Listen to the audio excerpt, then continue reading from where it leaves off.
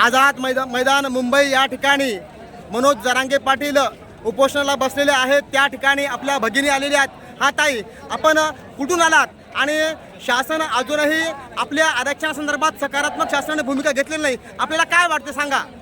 Sir, मी अहिल्यानगर या ठिकाणून आले। आज सकाळीच आली मी या ठिकाणी आणि शासन अजूनही आता तिसरा दिवस आहे आज मनोज दादांच्या उपोषणाचा। 2 दिवस दादांनी पाणी घेतलं, त्यानंतर आजपासून दादांनी पाणी घेतलेलं नाही आहे। अजून किती दिवस चालेल याची काहीच आयडिया नाही, याची काहीच कल्पना नाही आहे। आणि आपल्या महाराष्ट्राची जी अस्मिता आहे, ती अस्मिता जपणार हा व्यक्ती आदरणीय मनोज दादा जरांगे पाटील यांनी आपल्या घरावर तुळशीपत्र ठेवून घरच्यांचा विचार न करता फक्त समाजासाठी हा व्यक्ती पहिल्यापासून फक्त समाजासाठी लढतोय आणि आता देखील समाजासाठी लढतोय। या अगोदर त्यांनी अनेक उपोषण केले, त्यामध्ये सरकारने फक्त आपल्याला एक प्रकारची भूल दिली, आता करूयात नंतर करूयात आणि हातावरती आपल्या तुरी दिल्यात। आता जो हा लढा चालू झालाय, आपण खारीचा वाटा फुलाची पाकळी म्हणून 2 दिवस 4 दिवस उपोषणाला हजर राहून त्याचप्रमाणे लोकांना अन्नदान करून त्यांच्या राहण्याची व्यवस्था करून आपण आपल्या परीने जेवढं होईल तेवढं आपण सहकार्य करायचं। आणि या उपोषणाला हे जे उपोषण आहे म्हणजे हे आता एक प्रकारे ऐतिहासिक स्थळ झालं हे। या ऐतिहासिक स्थळाचे साक्षीदार होऊन आपण या उपोषणाला पाठिंबा देऊयात। एक मराठा ताई, एक मराठा अजून आपले करोडो समाज बांधव या ठिकाणी उपस्थित आहेत, अजूनही आपले करोडो बांधव घरीच आहेत। तर आपण आपल्या गावाकडे असणाऱ्या समाज बांधवांना काय मेसेज द्याल? मी आपल्या गावाकडे असलेल्या समाज बांधवांना, जे माझे मराठी बांधव आहेत, यांना एकच संदेश देऊ शकते की ज्यांना इथे येणं शक्य आहे त्यांनी इथं वेळोवेळी उपस्थित या।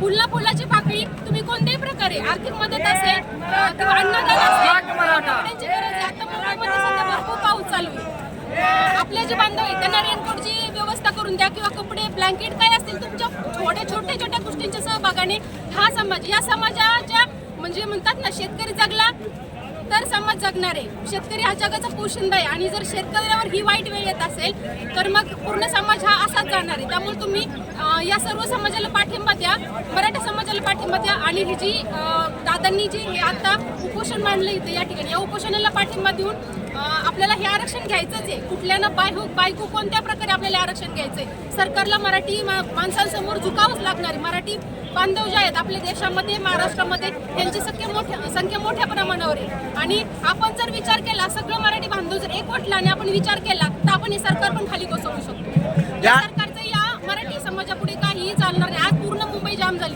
मी मुंबईमध्ये येते आणि मी पाहते अशी परिस्थिती, असं वातावरण कधी नव्हतं। कोणतेही आंदोलन असू द्या किंवा एखादी सभा असू द्या, मोठमोठ्या नेत्यांच्या सभेला सुद्धा एवढी संख्या उपस्थित राहत नाही।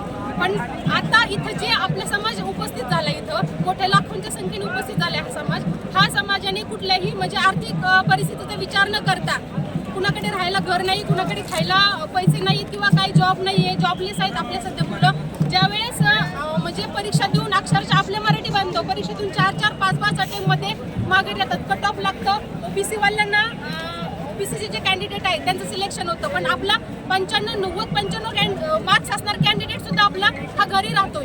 मग त्यामुळं आणि 40-45 वाला आरक्षित समाज, 40-45% वाला समाज सुद्धा आज चांगल्या क्लास 1, क्लास 2 या ठिकाणी। मग आपला समाज मागं का, आपण का माघार घ्यायची? म्हणून आपणही आपलं आरक्षण घेऊनच माघारी जायचं आणि कोणीही तोपर्यंत माघारी जायचं नाही। एक मराठा, आरक्षण आमच्या हक्काचं, लढेंगे जितेंगे।